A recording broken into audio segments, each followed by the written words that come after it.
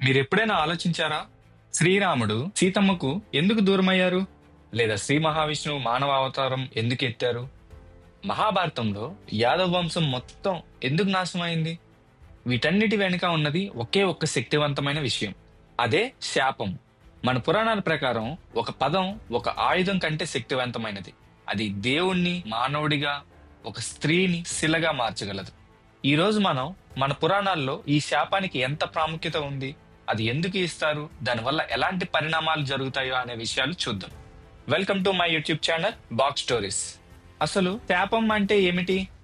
చాలా మంది శాపం అంటే కేవలం కోపంతో తిట్టడం అనుకుంటారు. కానీ పురాణాల ప్రకారం శాపం అనేది ఒక శక్తివంతమైన మాట.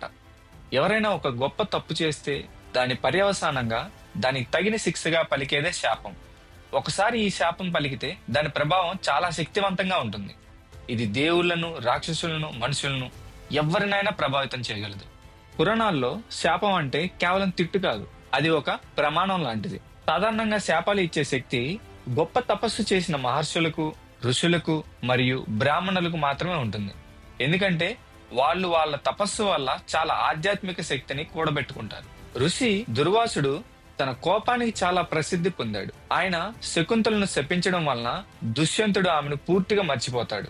అదేవిధంగా వశిష్ఠ మహర్షి తమ కామదేవుని దొంగలించిన అష్టవసువులను భూమి మీద మనుషులుగా పుట్టమని శపిస్తాడు. అయితే శాపం ఇచ్చే శక్తి కేవలం ఋషులకే కాదు, మన పురాణాల్లో స్త్రీలు, దేవుళ్ళు, చివరికి జంతువులు కూడా శాపాలు ఇచ్చాయి. మహాభారతంలో గాంధారి తన కొడుకుల మరణానికి కృష్ణుడిని నిందించింది. ఆ దుఃఖం, కోపంతో యాదవ వంశం మొత్తం నాశనం అవుతుందని, కృష్ణుడిని ఒంటరిగా మరణిస్తాడని శపిస్తుంది. కృష్ణుడు ఒక దేవుడు అయినా సరే గాంధారి శాపాన్ని అంగీకరిస్తాడు. ఆ శాపం నిజమై యాదవులు తమలో తామే పోరాడి నశించిపోతారు. కృష్ణుడు కూడా ఒంటరిగా చనిపోతాడు. మన పురాణాల్లో ఎలాంటి తప్పు చేస్తే ఎలాంటి శాపం పడుతుందో వివరించారు. ఫర్ ఎగ్జాంపుల్, స్త్రీ శాపం. ఒక స్త్రీని అవమానిస్తే లేదా మోసం చేస్తే ఈ శాపం పడుతుంది. దానివల్ల కుటుంబం నాశనం అవుతుంది. పితృశాపం.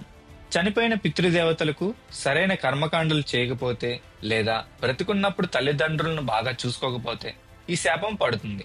దీనివల్ల సంతానం కలగకపోవటం, పుట్టిన పిల్లలకి మానసిక సమస్యలు రావడం వంటివి జరుగుతాయి. సర్పశాపం. పాములను చంపడం వల్ల లేదా హింసించడం వల్ల ఈ శాపం పడుతుంది. దీనివల్ల పెళ్లి ఆలస్యం అవడం లేదా సంతానం కలగకపోవడం జరుగుతుంది. గోశాపం. ఆవులను హింసిస్తే లేదా చంపడానికి అమ్మేస్తే ఈ శాపం పడుతుంది. వృక్షశాపం. అవసరం లేకుండా చెట్లను, ముఖ్యంగా పండ్లనిచ్చే చెట్లను కొట్టేస్తే ఈ శాపం పడుతుంది. శాపాల వల్ల కొన్నిసార్లు చాలా భయంకరమైన పరిణామాలు కలుగుతాయి. అహల్య ఒక శిలగా మారిపోతుంది. అశ్వత్థామ శరీరంపై మానని పుండ్లతో వేల సంవత్సరాలు ఒంటరిగా తిరుగుతూ ఉంటాడు. నారదుడి శాపం వల్ల విష్ణుమూర్తి రామావతారంలో సీతకు దూరమై చాలా బాధను అనుభవిస్తాడు.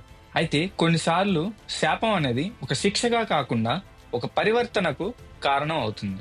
పురాణాల్లో చెప్పిన శాపాలు కేవలం కథలు మాత్రమే కాదు, వాటిలో ఒక లోతైన తాత్వికమైన సందేశం ఉంది. శాపం అనేది కర్మ సిద్ధాంతంతో ముడిపడి ఉంటుంది. అంటే మన మంచి చెడు పనుల ఫలితమే కర్మ. శాపం అనేది ఆ కర్మ ఫలాన్ని త్వరగా అనుభవించేలా చేస్తుంది. ఒక ఋషి ఎవరైనా శపిస్తున్నాడంటే అది కేవలం కోపంతోనో పగతోనో కాదు, వాళ్ళు భవిష్యత్తును చూడగలరు. వాళ్ళు ఆ శాపం ఇవ్వడం వల్ల ఆ వ్యక్తి తన చెడు కర్మ ఫలాన్ని త్వరగా అనుభవిస్తాడు. ఈ విధంగా శాపం అనేది ధర్మాన్ని నిలబెట్టడానికి ఒక సాధనంగా పనిచేస్తుంది. ఈ శాపాలు మన పురాణాల కథలను ముందుకు నడిపించే ఒక ముఖ్యమైన సాధనం. ఇవి కేవలం కథలు కాకుండా మాటలకు ఎంతో శక్తి ఉంటుంది. మనం చేసే పనులకి ఎంత గొప్ప పర్యవసానాలు ఉంటాయో నేర్పుతాయి. ధర్మాన్ని తప్పి ప్రవర్తిస్తే ఎంత గొప్పవారైనా, దేవుళ్ళైనా శిక్ష అనుభవించక తప్పదని ఈ శాపకథలు మనకు స్పష్టంగా తెలియజేస్తాయి. ఈ వీడియో మీకు నచ్చితే తప్పకుండా లైక్ చేయండి. ఇంకా ఇలాంటి పురాణ గాథలు, ఆధ్యాత్మిక విషయాల కోసం మా బాక్స్ స్టోరీస్ ఛానల్ను సబ్స్క్రైబ్ చేసుకోండి. మీ అభిప్రాయాలు, ప్రశ్నలు కామెంట్స్ లో రాయండి. మరలా కలుద్దాం ఒక కొత్త ఆసక్తికరమైన పురాణ రహస్యంతో. జై హింద్.